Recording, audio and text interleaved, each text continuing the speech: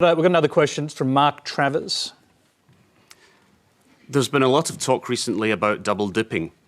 As Treasurer, do you believe that politicians receiving an away-from-home allowance of $270 per night to stay in a house owned by their spouse is double dipping?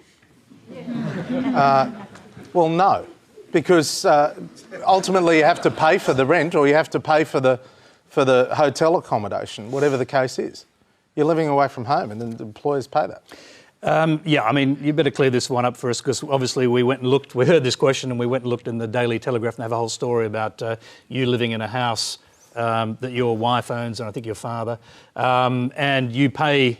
I don't think he still owns it. I think well, the figures they had was you'd already claimed up to $100,000 or more than $100,000 in allowances relating to that. Did that actually go into the mortgage? Well, Tony, I don't know. I pay rent, and you know if it's well, you pay rent. You pay rent to your wife. Hang on. Well, is there a problem with that? I'm asking you. No. Well, you're making the point. Is there a problem with that? Because I would be paying rent to some other person as well. I can pay rent to you.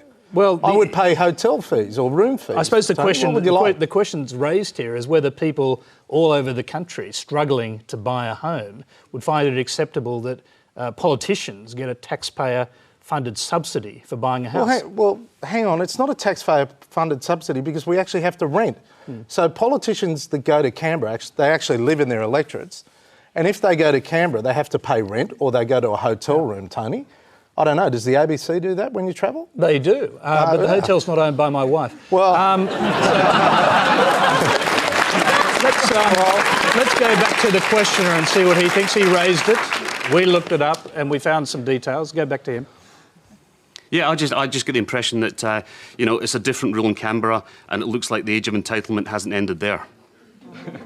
Well, I'm sorry you feel that way, but it's not... I mean, it applies for all politicians. It applies for public servants that travel away.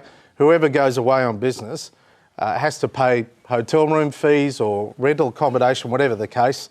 I'm sorry you feel that way. And it's been a common practice on all sides of politics because ultimately most people want to have the same place over a number of years where they can leave their toothbrush at night. That's what you want instead of a hotel room or whatever the case, or renting different accommodation as people do. You know, you're away, I think I was away 185 days last year, and you try and have the same bed and you try and have the same place to leave a shirt. Let's move on. Our next